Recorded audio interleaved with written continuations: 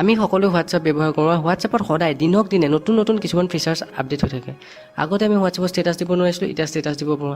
আগতে আমি হোৱাটছআপত চেণ্ড কৰা ভিডিঅ'বোৰ চাইজবোৰ সৰু আছিলে, আজিকালি ডাঙৰ চাইজৰ ভিডিঅ' আপলোড কৰিব পাৰোঁ। তেনেকৈ নতুন নতুন কিছুমান আপডেট হৈ থাকে আৰু হোৱাটছআপত নতুনকৈ 2টা আপডেট হৈছে আৰু সেই আপডেটটোতে কি মই আপোনালোকক আজি ক'ম আৰু সেইটো জানিবৰ বাবে আপোনালোকে ভিডিঅ'টো চাই থাকক শেষলৈকে।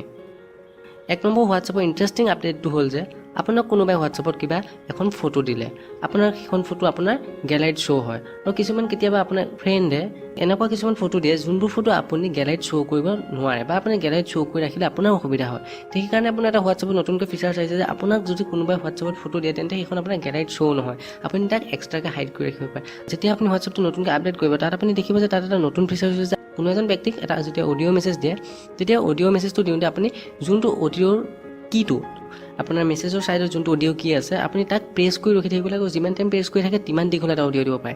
সেই কিটো এবাৰ প্ৰেছ কৰি ওপৰলৈ চুৱাইপ আপ কৰিলে, চুৱাইপ আপ মানে আপুনি ওপৰলৈ টানি দিলে তেতিয়া আপুনি দেখিব যে অট'মেটিক সেইটো ৰেকৰ্ডিং চলি আছে আৰু তেতিয়া আপুনি যিমান দীঘল মন কৰে আপুনি অট'মেটিক প্ৰেছ কৰি থাকিব নালাগে, অডিঅ'টো আপোনাৰ চেণ্ড কৰিব পাৰিব। ভিডিঅ'টো আৰম্ভ কৰাৰ আগতে মই আপোনালোকক কওঁ যে চেনেলটো প্লিজ ছাবস্ক্ৰাইব কৰি ল'ব আৰু ছাবস্ক্ৰাইব কৰি বেল আইকনটো দবাব যাতে মোৰ ভিডিঅ' ন'টিফিকেশ্যন আপুনি প্ৰথমতে পায়। মই এনেকুৱা ধৰণৰ টেকৰ নতুন নতুন আপডেটৰ ভিডিঅ'বোৰ আপলোড কৰি থাকোঁ। হোৱাটছআপত বহুত নতুন নতুন আপডেট আহিছে আৰু সেই সকলোবোৰ প্ৰথমতে চবতকৈ ইণ্টাৰেষ্টিং হ'ল যে আপোনাক কোনোবাই যদি এখন ফটো বা ভিডিঅ' দিয়ে তেন্তে সেইটো হাইড কৰি ৰখা। কেনেকৈ কৰিব আপুনি হোৱাটছআপটো খুলি পেলাই দেখিব যে ৰাইট চাইডৰ ওপৰত 3টা ডট আছে আৰু সেই ডট 3টাত ক্লিক কৰিব। ডট 3টাত ক্লিক কৰাৰ লগে লগে আপোনাৰ নতুনকৈ এখন মেনু ওলাব, তাত দেখিব যে ছেটিংছত ক্লিক কৰিব। ছেটিংছত ক্লিক কৰি আপুনি তাত দেখিব যে আপোনাৰ এটা ৰাউণ্ড চাৰ্কল আছে, সেইটো দেখাই দিছোঁ আপোনাক ডাটা এণ্ড ষ্ট'ৰেজ ইউজত ক্লিক কৰিলে আৰু তললৈ স্ক্ৰল কৰিব আৰু তলত দেখিব যে শ্ব' মিডিয়া ইন গেলাৰী। মিডিয়াটো আপোনাৰ গেলাৰীত শ্ব' কৰিব নাই। যদি আপুনি তাত ক্লিক কৰি দিয়ে, এতিয়া মই ক্লিক কৰি দিছোঁ মানে আপোনাৰ এইটো শ্ব' কৰিব আৰু যদি আপুনি এইটো উঠাই দিয়ে তেন্তে দেখিব যে এইটো শ্ব' নকৰে।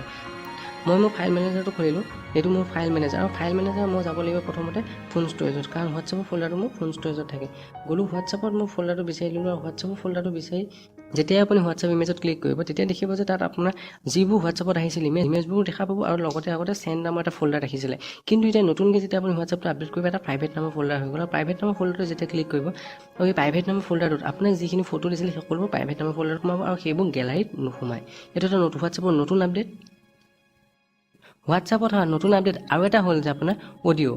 আগতে আমি অডিঅ'টো ক্লিক কৰি ৰখি থাকিব লাগে, এই অডিঅ'টো ক্লিক কৰি ৰখি থাকিলোঁ আৰু অডিঅ'টো শ্লাইডটো ওপৰলৈ চুৱাইপ আপ কৰি দিয়ে নিজে আপুনি দেখিলে যে অডিঅ'টো অট'মেটিক ৰেকৰ্ডিং হৈছে, ইয়াত কোনো ক্লিক কৰিব দৰকাৰ নাই। আগতে আমি এইটো ক্লিক কৰি ধৰি ৰাখিব লাগিছিল আৰু এতিয়া অডিঅ'টো আমি চেণ্ড কৰি দিলেই হৈ গ'ল।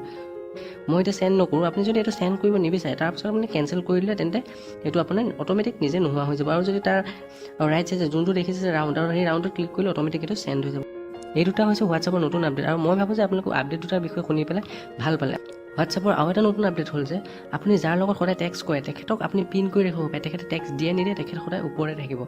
মই আপোনাৰ যাৰ লগত সদায় টেক্সট কৰোঁ, আপুনি ধৰি লওক মই এটা এক্সাম্পল দিছোঁ, মোৰ যোনজন ওপৰত আছে মই তেখেতৰ প্ৰফাইলটো প্ৰেছ কৰি ৰখি আছোঁ আৰু প্ৰফাইলটো প্ৰেছ কৰাৰ পাছত দেখিছে তাই এটা পিন দেখাইছে, এই পিনটোত ক্লিক কৰি দিয়াৰ লগে লগে এইটো পিন হৈ যাব। আপুনি তেখেতে টেক্সট দিয়ে নিদিয়ে তেখেতৰ প্ৰফাইলটো সদায় ওপৰত থাকিব।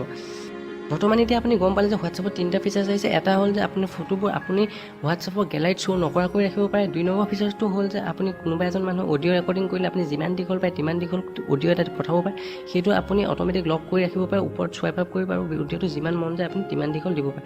আৰু 3 নম্বৰতে হ'ল যে আপুনি যাৰ লগত সদায় টেক্সট কৰে তেখেতক আপুনি পিন কৰি ৰাখিব পাৰে। পিন মানে কি, তেখেতক ওপৰতে ৰাখিব পাৰে, তেখেতে টেক্সট আপোনাক দিয়ক নিদিয়ক তেখেতে আপোনাক টেক্সট দিয়ক নিদিয়ক তেখেতক আপুনি ওপৰত ৰাখিব পাৰে।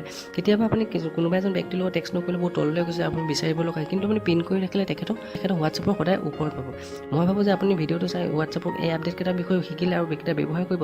যদি আপুনি ভিডিঅ'টো চাই ভাল পালে তেন্তে প্লিজ চেনেলটো ছাবস্ক্ৰাইব কৰিব আৰু লগতে ঘণ্টাটো দবাব যাতে মোৰ ভিডিঅ' ন'টিফিকেশ্যন আপুনি প্ৰথমতে পায়। আৰু এটা কথা কওঁ যে মোৰ চেনেলটো প্লিজ কমেণ্ট কৰিব যে মই নেক্সট কিহৰ ওপৰত ভিডিঅ' বনাওঁ। ভিডিঅ'টো লাইক কৰিব, কমেণ্ট কৰিব আৰু যিমান পাৰে হোৱাটছআপত শ্বেয়াৰ কৰক। ধন্যবাদ।